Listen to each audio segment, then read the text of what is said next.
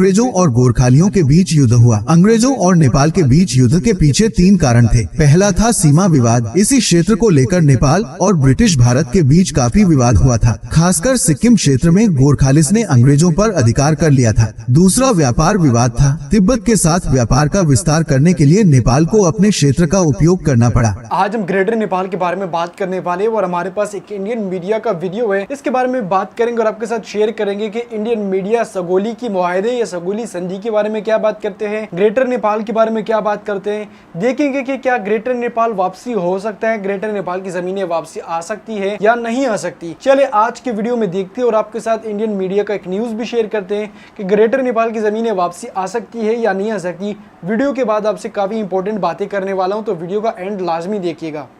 विश्व के चतुर्भुज राष्ट्रों द्वारा विस्तृत किया गया विशाल नेपाल आज के नेपाल से बहुत बड़ा था। ऐसा क्या मुश्किल था जो नेपाल को उस संधि को स्वीकार करना पड़ा जो आज नेपाल को इस नक्शे से इस नक्शे पर ले आई। और हैरानी की बात यह है कि संधि स्वीकार होते हुए भी नेपाल संधि खो जाने के बाद जमीन वापस क्यों नहीं कर सका।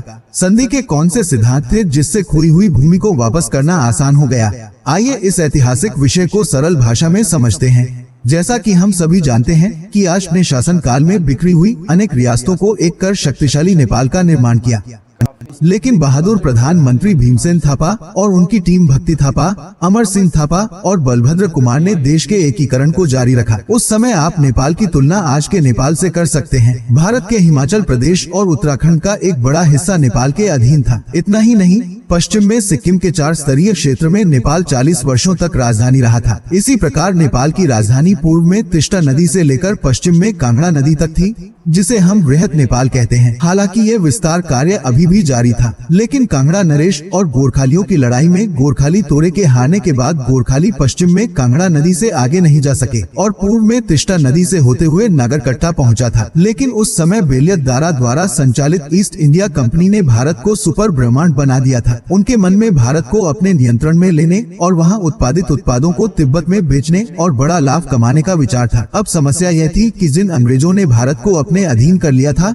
नेपाल में गतिरोध था। परिणाम स्वरूप अंग्रेजों और गोरखालियों के बीच युद्ध हुआ। अंग्रेजों और नेपाल के बीच युद्ध के पीछे 3 कारण थे। पहला था सीमा विवाद। इसी क्षेत्र को लेकर नेपाल और ब्रिटिश भारत के बीच काफी विवाद हुआ था। खासकर सिक्किम क्षेत्र में गोरखालिस ने अंग्रेजों पर अधिकार कर लिया था। दूसरा व्यापार विवाद था। तिब्बत के साथ व्यापार का विस्तार करने के लिए नेपाल को अपने क्षेत्र का उपयोग करना पड़ा, लेकिन नेपाल ने उन्हें अपने क्षेत्र का उपयोग करने की अनुमति नहीं दी। तिस्ता से कांगड़ा तक फैले नेपाली क्षेत्र को तिब्बत से जोड़ने में कठिनाई हो रही थी। और तीसरा महत्वाकांक्षी विस्तार था। दोनों देश आगे बढ़ रहे थे और अपने क्षेत्र का विस्तार कर रहे थे। इतनी मजबूती से आगे बढ़ने के लिए गोरखाली अंग्रेजों के लिए खतरा बन रहे थे। उन्होंने इस डर से युद्ध की घोषणा कर दी कि भविष्य में यह उनके लिए कठिन होगा। परिणाम स्वरूप 1 नवंबर 1814 को गोरखालियों और अंग्रेजों के बीच युद्ध छिड़ गया। इसे आंग्ल नेपाल युद्ध कहा जाता है। 6 माह तक चले इस युद्ध में नेपाल पर अंग्रेजों का आधिपत्य होने लगा। अंग्रेजों के पास 52,000 सैनिक थे। नेपाली सैनिकों की संख्या 12,000 थी। अतः अंग्रेजों को रोकना कठिन था। अगर उनके पास आधुनिक हथियार होते तो नेपाली खुखरी के घर में लड़ाई कर रहे होते। इस बीच सिक्किम के राजा भी अंग्रेजों के पीछे पड़ गए, क्योंकि अगर सिक्किम के राजा ने नेपाल के खिलाफ युद्ध में अंग्रेजों का साथ दिया होता तो सिक्किम राज्य उन्हें वापस कर देता। अगली बैठक अंग्रेजों और सिक्किम के राजा के बीच थी। अब जब यह हो चुका था तो युद्ध जीतने का साहस ही नहीं लग रहा था। लड़ाई के बीच में नेपाली सेनापति अमर सिन्हा थापा ने ब्रिटिश सेनापति को रोकने का प्रस्ताव रखा। ब्रिटिश सेनापति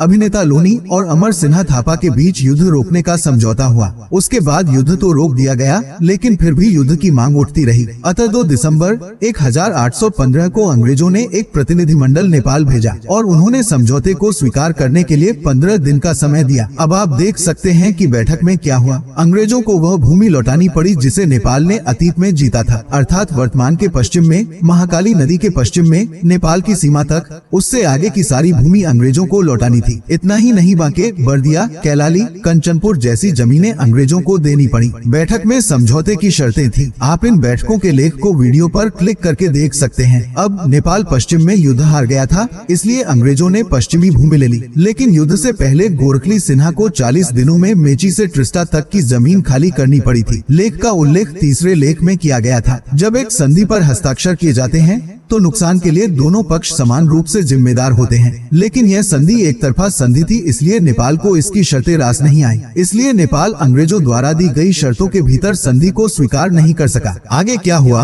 अंग्रेजों ने यह अफवाह फैला दी कि नेपाल ने संधि को स्वीकार नहीं किया है, इसलिए वे काठमांडू पर हमले की तैयारी कर रहे थे। इसके लिए वे आसपास के क्षेत्र में सैन्य अभ्यास भी करते थे। अब राजधानी पर हमले के 93 दिन बाद 4 मार्च 1816 ही नेपाल ने संधि पर हस्ताक्षर किए, जिसे सुगौली संधि कहा जाता है। लेकिन संधि पर तभी हस्ताक्षर किए गए जब दोनों देशों के उच्च पदस्थ लोगों ने इस पर हस्ताक्षर किए। हालांकि संधि की मूल प्रति आज तक नहीं मिली है, लेकिन संधि पर नेपाल के प्रधानमंत्री भीमसेन थापावा राजा गिरवान शाह ने हस्ताक्षर किए थे, न कि राजपूत चंद्रशेखर उपाध्याय ने। लेकिन अंग्रेजों को हमेशा ये शंका रहती थी कि निकट भविष्य में नेपाल इस संधि को स्वीकार नहीं करेगा। इसलिए उन्होंने आर्टिकल 4 में लिखा कि बेलास सरकार नेपाल को 1000 रुपए देगी, हर साल 2 लाख। इस संधि पर हस्ताक्षर करने का मुख्य कारण नेपाली अधिकारियों को खुश करना था, जिससे गोरखालियों को एक और युद्ध लड़ने से रोका जा सके। अब सवाल यह है कि क्या सुगौली संधि पर हमेशा हस्ताक्षर किए गए थे या इसकी कोई समय सीमा थी? किसी भी संधि पर हमेशा हस्ताक्षर होते हैं या नहीं, यह इस बात पर निर्भर करता है कि संधि में कोई बदलाव हुआ है या नहीं। लेकिन अंग्रेजों की गतिविधियों पर नजर डालें तो ये संधि उतनी बुरी नहीं लगती। संधि में वर्णित बहुत सी बातें बदल गई हैं, क्योंकि संधि के 9 महीने बाद ही कोशी से राप्ती तक जो जमीन सूख गई थी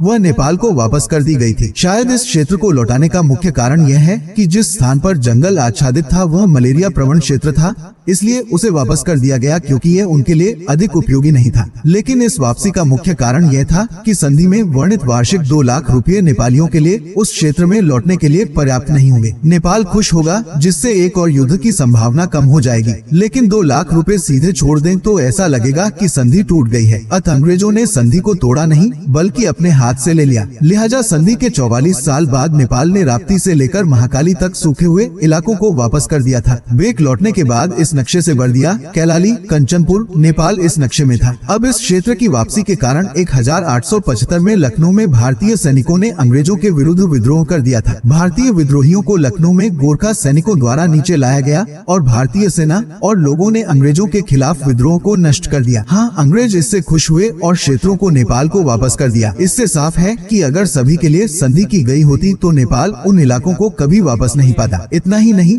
अंग्रेजों ने नेपाल को अपना क्षेत्र वापस पाने के लिए काफी मौके दिए थे। 1947 में भारत के स्वतंत्र होने के बाद नेपाल के राणाओं ने अपने क्षेत्र वापस करने में संकोच नहीं किया। राणा चाहते तो एक शब्द में अंग्रेज जमीनें वापस कर देते। 1950 में भारत की आजादी के 3 साल बाद भी भारत और नेपाल के बीच शांति और मित्रता कायम रही। संधि का अनुच्छेद 8 सुगौली संधि सहित भारत और नेपाल के बीच सभी संधियों को समाप्त करता है। संधि का अनुच्छेद 8, जिस पर भारत और नेपाल के बीच 21 दिसंबर 1950 को हस्ताक्षर किए गए थे, भारत और नेपाल के बीच सभी संधियों को समाप्त कर देता है। संधि में स्पष्ट रूप से सुगौली संधि के अंत का उल्लेख है, जिसका अर्थ है कि संधि के कारण खोई गई सभी नेपाली भूमि भारत को वापस कर दी जाएगी। लेकिन उस समय राणाओं ने क्षेत्र वापस करने में संकोच नहीं किया। इसके पीछे एक कारण था, खासकर इसलिए कि राणा वर्तमान नेताओं की तरह अंग्रेजों से नहीं डरते थे। उस समय राणाओं के लिए नेपाल में शासन करना कठिन था। भारत में आजादी की लड़ाई नेपाल में भी देखी गई थी। राणाओं ने सोचा कि यदि अपने क्षेत्र में शासन करना कठिन है तो नए क्षेत्र में शासन करना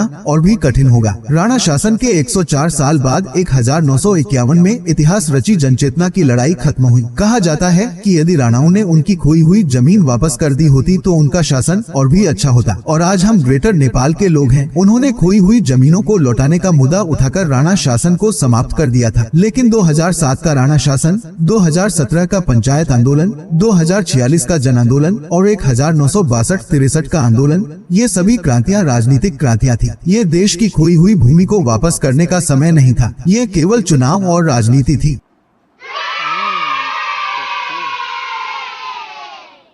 वीडियो आप लोगों ने देखी होगी, काफी इंपॉर्टेंट वीडियो थी, तो वीडियो को लाइक लाजमी करिएगा। मैं काफी इंपॉर्टेंट बातें बताने वाला हूं। इस वीडियो में ये बात की जा रही है कि जो सुगौली का मुआहदा हुआ था ग्रेटर नेपाल के मामले में, वो टेम्परेरी था। ये नई बात पता चली मुझे। मैं काफी शौक हुआ इस मामले पे, क्योंकि यार ग्रेटर नेपाल की अगर संधि टेम्परेरी थी तो फिर इनको जगहें वापसी क्यों नहीं दी गई। तो इस वीडियो में ये बात की जा रही है कि इनको जगहें भी वापसी मिली थी, बट इंडिया ने इनसे दोबारा जबरदस्ती से ये जगह 1950 की संधि के मुताबिक ली गई थी। कोई भी कंफर्म न्यूज नहीं देता, कोई भी सही हिस्ट्री नहीं बताता, जिससे काफी कंफ्यूजन होती है, कोई क्या बात कर रहा है, कोई क्या बात कर रहा है। बट मुझे जहां तक सब अब समझ आ रहा है तो ये वाली बात सही हो सकती है कि ग्रेटर नेपाल की जो जमीनें थी वो नेपाल को वापसी दे दी गई थी, बट इंडिया ने 1950 की संधि के मुकाबले में इनसे ये जगहें छीनी थी, और तब से ये नेपाल के मामले में, ये ग्रेटर नेपाल के मामले में नेपाल अभी तक बात और आवाज को उठाया जा रहा है ताकि इसके बारे में बात हो सके। अब ग्रेटर नेपाल की तो हिस्ट्री जो है वो काफी पुरानी है और इसके बारे में पूरी दुनिया बात कर रही है, और पूरी दुनिया में ना कि सिर्फ नेपाल बल्कि पूरी दुनिया बात करना चाह रही है। और इंटरनेशनल मीडिया का भी मैंने आपके साथ एक रिपोर्ट शेयर किया था कि वो इस मामले में काफी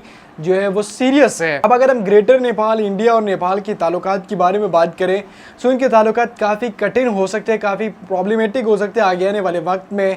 अब यहाँ पे सगोली के मुआहदे की बात करें तो यहाँ पे मुझे जहाँ तक लग रहा है कि यार सगोली मुआहदा एक टेम्परेरी मुआहदा था, जिसमें नेपाल से जगह ले ली गई थी, उसके बाद उनको वापसी कर दी। और 1950 की संधि जब हुई तो नेपाल ने जब ये बोल दिया था कि भाई आप नेपाल को भी अपनी जगह में शामिल करें, तो शामिल नहीं किया गया और उनसे जमीनें ली गई। ये बात की जा रही है, हो सकता है कि ये बात सच हो, कोई भी कंफर्म न्यूज हमारे पास नहीं है जिसमें हम बात कर सके कि भाई कौन सी न्यूज सच्ची है या कौन सी न्यूज जो है वो जो है फेक है। इसके बावजूद भी अगर हम ग्रेटर नेपाल और जो सगोली के संधि के मुआहदे की बात करें तो इसमें एक बात मुझे सही लगती है, वो ये लगती है कि नेपाल के लोग अभी भी इसकी मांग करें।